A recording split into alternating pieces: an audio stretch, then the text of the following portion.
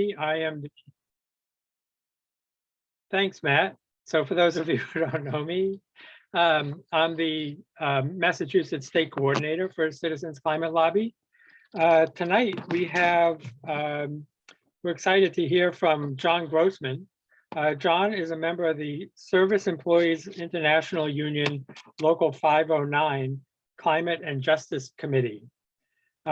He's going to introduce us to SEIU, their current priorities, the union's perspectives on climate action, and the intersection of climate and current union activities.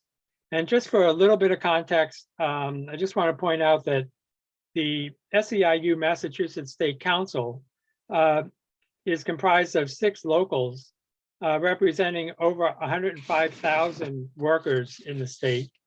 And also, something very important to us, SEIU also supports a sustainable and environmentally healthy future, which is one of the reasons why we wanted to hear from them today. So John, it's over to you. Thank you. And I want to start by introducing Kathleen Flanagan, who is the chair of Local 509's Climate and Environmental Justice Committee. She's a member of Local 509. I'm a staff person. Hi, everyone. Welcome. So we could start with just letting you know, talking about SEIU for a minute. Gary mentioned the numbers of SEIU in Massachusetts. It's a very large national union. I'm sure you've heard of it. It's one of the largest national unions and one of the most progressive. I think it's safe to say, whatever, however one might define the term. Primarily our members, and SEIU stands for Service Employees International Union, which is a very broad term. Our members nationally are primarily hospital workers, nursing home workers, personal care attendants, janitors who work in buildings, commercial buildings, security guards, people who work in airports, adjunct faculty, and sometimes some full-time non-tenured faculty, a lot of public sector workers, state employees and municipal employees. Kathy works for the Commonwealth of Massachusetts, Department of Elementary and Secondary Education. And we also represent people who work in private nonprofits that contract with public entities, including a number of them in the state of Massachusetts, that provide social services that are paid for by the state. So I think that's the bulk of it. That's the type of work that SEIU members do across the country. In Massachusetts, as Gary said, we have a number of locals. The major ones are Local 1199, which has a chapter in Massachusetts, and they represent hospital and nursing home workers primarily, and personal care attendants. Local 32BJ has a chapter in Massachusetts, and they represent housekeepers, janitors. If you're as old as me, you might remember the Justice for Janitors campaign of, feels like 20 or 30 years ago. I don't know when it was. They also have been organizing at the airport and represent security guards, some security guards in downtown buildings as well. Our Local 509, which is, we have about 7,000 state employees.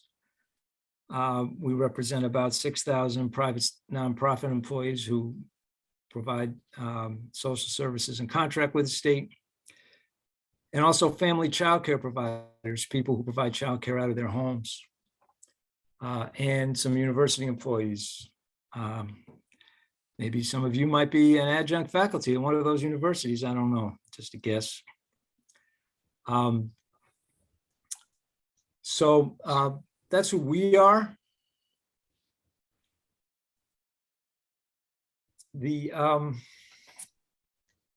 Talk a little bit about what we're working on before we get into the climate stuff. Just right now, one of our major political priorities is passing the millionaires tax. which I'm sure everybody on this call is familiar with, I'm hoping. Have you heard about that? The millionaire's tax? Sure. Yeah.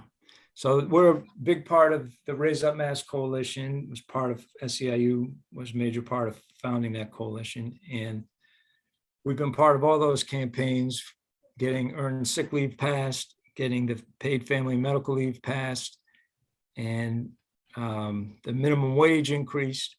And we're trying to get the millionaire's tax passed, which certainly would have climate implications. In organizing, one of our organizing campaigns we're working on right now is to organize foster parents. And it's a whole nother discussion, but unions are trying to follow the changing nature of work. And so we're organizing people who do jobs that you might not think of as jobs that would be in a union, such as family child care providers. And I don't know if you have any experience being a foster parent or knowing a foster parent, but that's a tough job, and they don't have much resources. In terms of collective bargaining that we're doing now, there's a number of campaigns going on. There's a social service agency, its headquarters is in Bedford, called the Edinburgh Center, that provides residential services for developmentally disabled people and also a variety of mental health services. We're trying to get a contract there, and that's turning into a big fight. You might hear more about that if you're in any of the areas where they are. And also, we recently organized the direct care staff at North Suffolk Mental Health Association, which has programs in Boston and the North Shore, primarily Chelsea and Revere. So we're trying to get our first contract there, and they really don't pay well at all for what is not easy work, and what they call essential work now. People who work in direct services, maybe some of you do that. As you know, you're there regardless of a pandemic. So that's a little bit about what we're up to. Anything you want to add, Kathy? And then I'll get into the more of the climate stuff. Yeah, let's talk about the climate.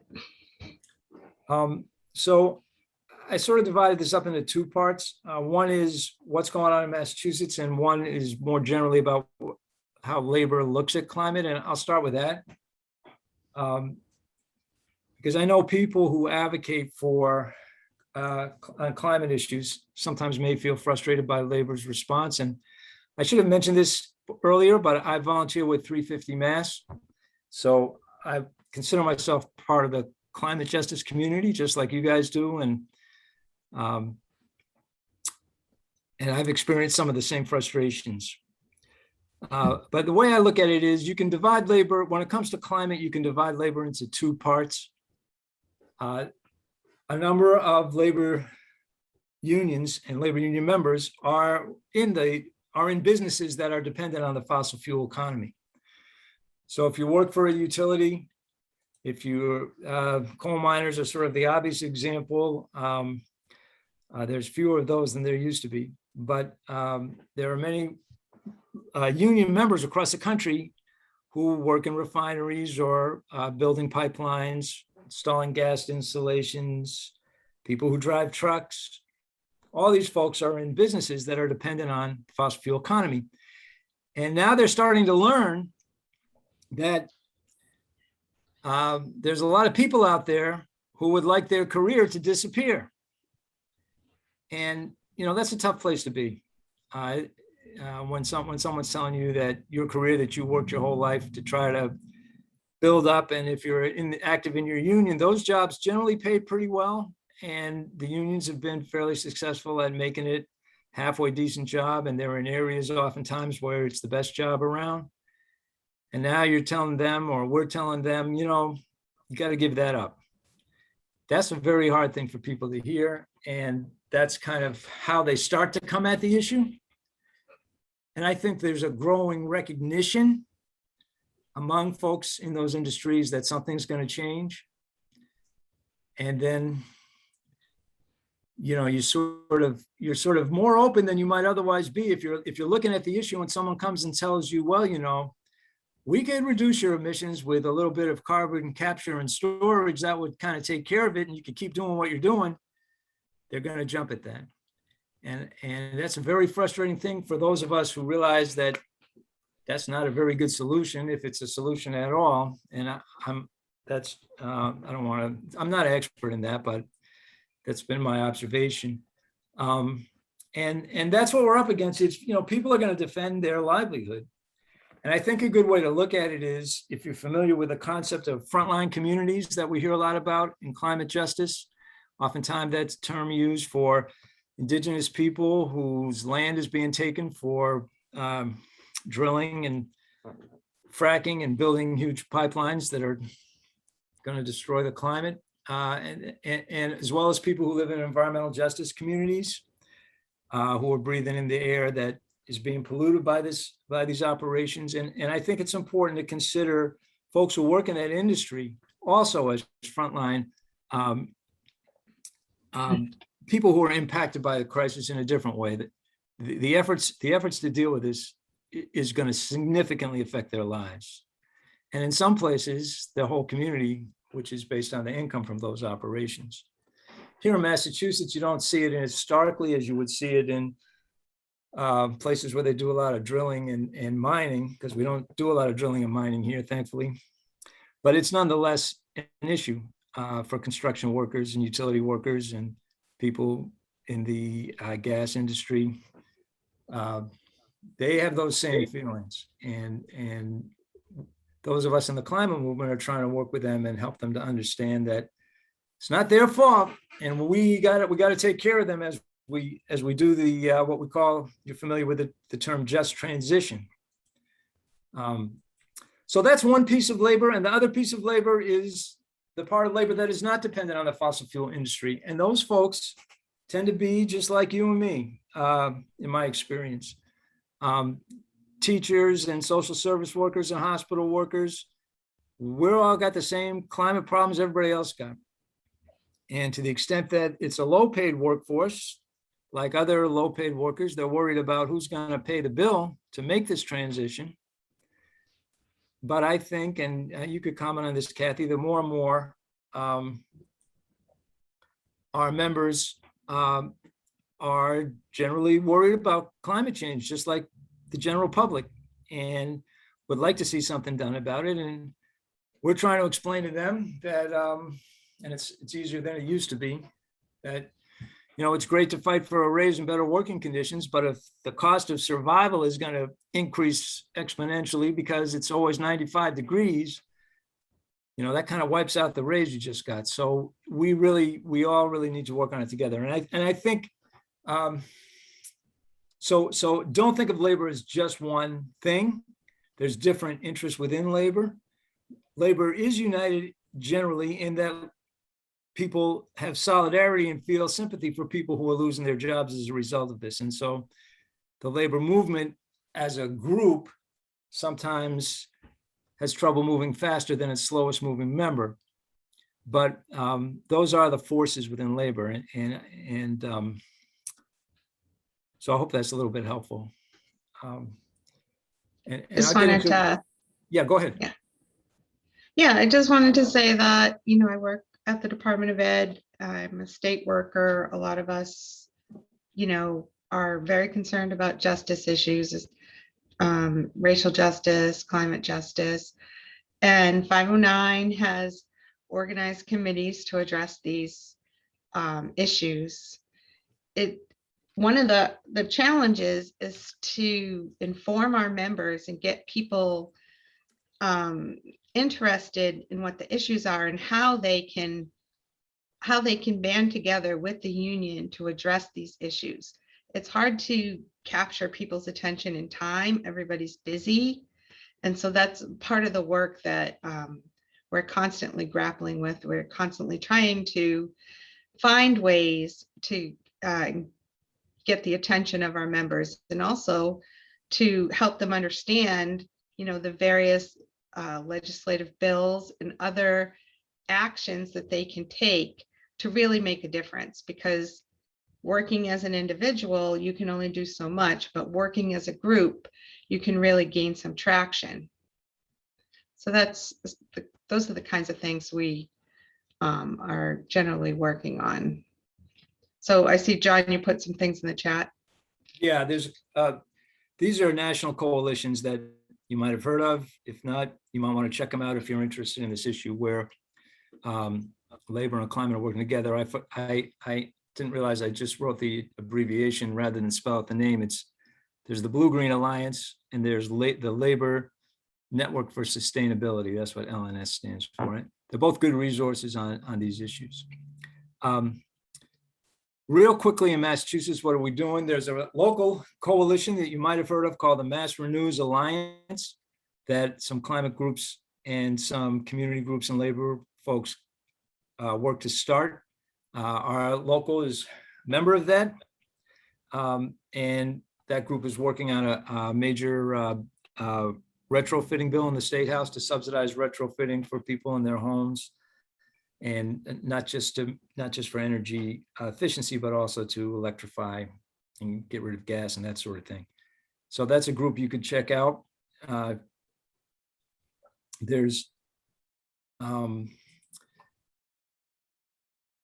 also the Mass State AFL-CIO, which is sort of the mainstream labor coalition in Massachusetts, is promoting 2 bills. And I think this is really a major step forward for them, because a lot of the unions that influence the Mass State AFL-CIO, the building trades play a big influence in that. And the building trades, a lot of them are a little conservative on these issues because they like to build things like pipelines, although you have electricians who really like the idea of electrifying everything. So there's different positions within the building trades, but the state AFL-CIO has these 2 bills, which you can see what they are. And that's a good step forward for them to promote those bills. So that's, to me, that I see that as progress. I don't know if the bills will pass or not. Hopefully they will, but they're pretty, I think the name pretty much describes what they're about.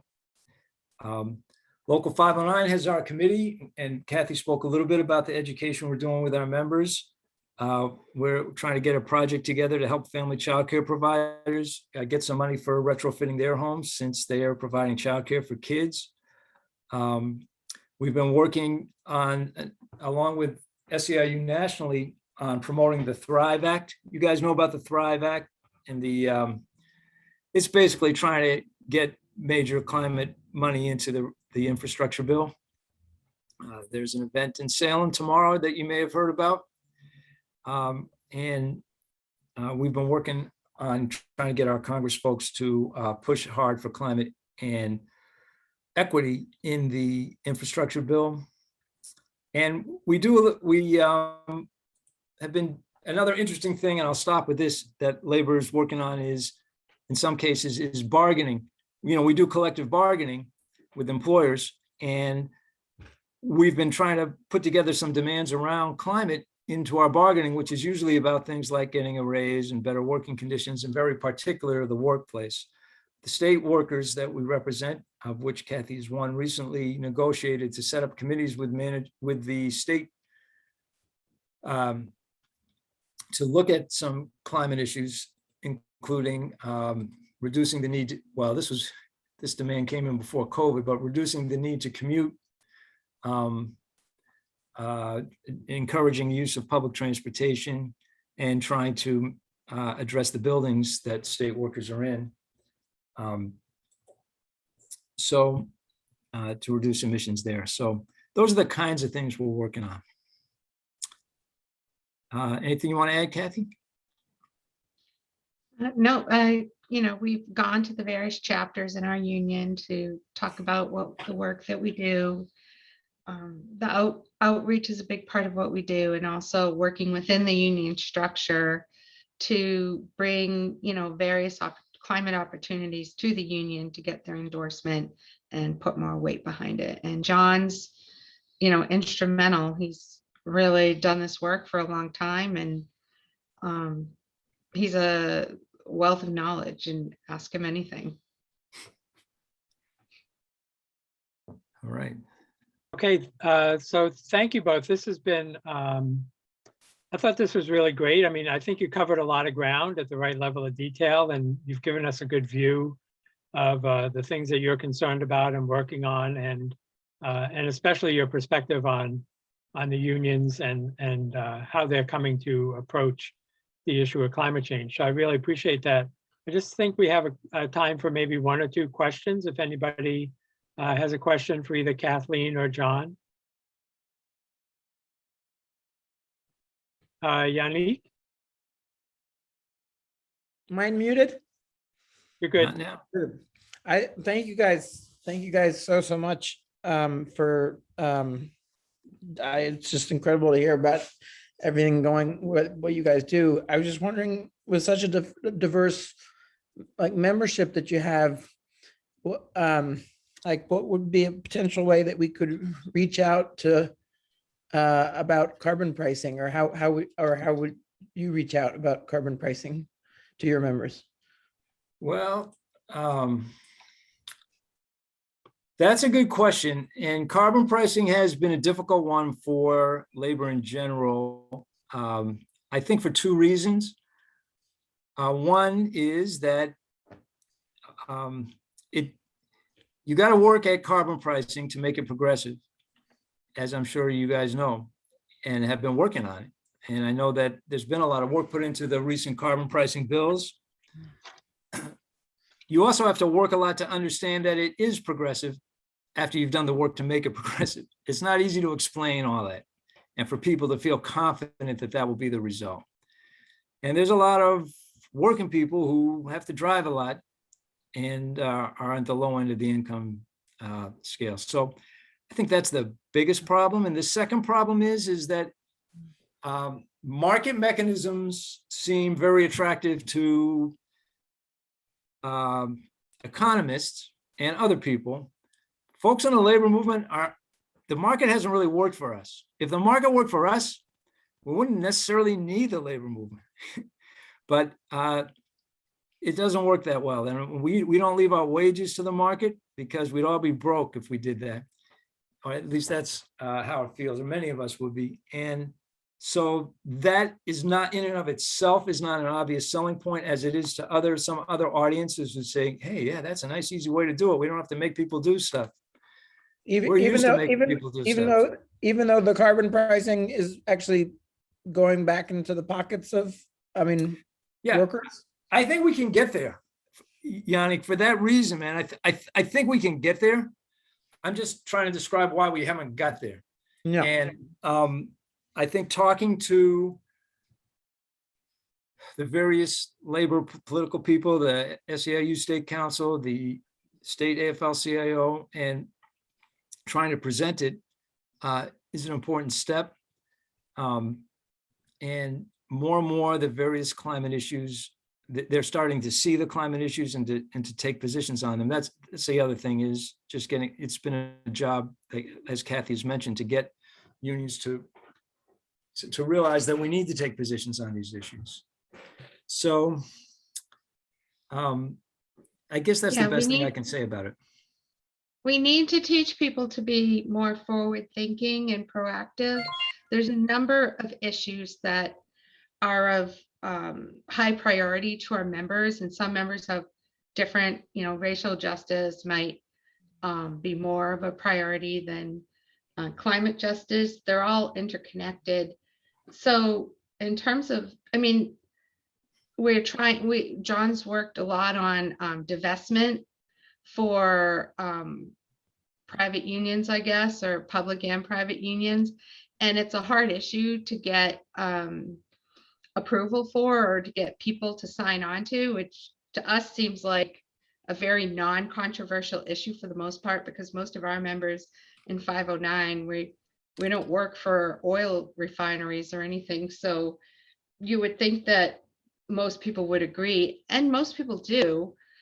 But the carbon tax issue may be more controversial. So we would need, your group to explain it better, how it would work for the members in such a way that they would endorse it as a priority issue, as a way to move forward more than maybe some of the other ways that people are considering. But just let us know how we can do that. I'd be happy to help.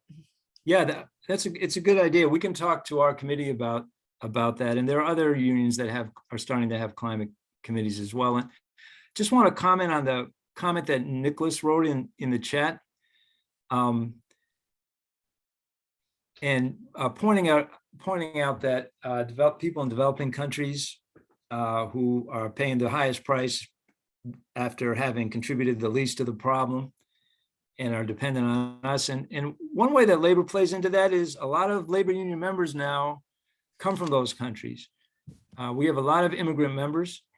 And when you talk to those folks about climate change, they know what they're talking about. They've been through it worse than we have here, even though, you know, we see the storms and the heat and the droughts up here, but it's not like it is in tropical areas. And a lot of those folks come from there. So that's a good connection between trying to deal with this globally. The labor movement increasingly sees itself as global because people are coming from all over the world. And obviously we all know there's going to be more of that as the climate gets worse. And if we can't organize ourselves to work together with folks who are coming in here, it's not going to work out very well. So that gets to the intersection with racial justice as well. So it's a good place to address all those things. And immigrant justice, which is another strand. Yeah. Great. So again, I want to thank you both for coming tonight and contributing to our meeting. We really appreciate it. I think, you know, you can tell from the questions and the discussion that, you know, we're going to be interested in continuing the conversation and, you know, being supportive of each other. So thanks again for coming, and we'll be Feel the talking. same way.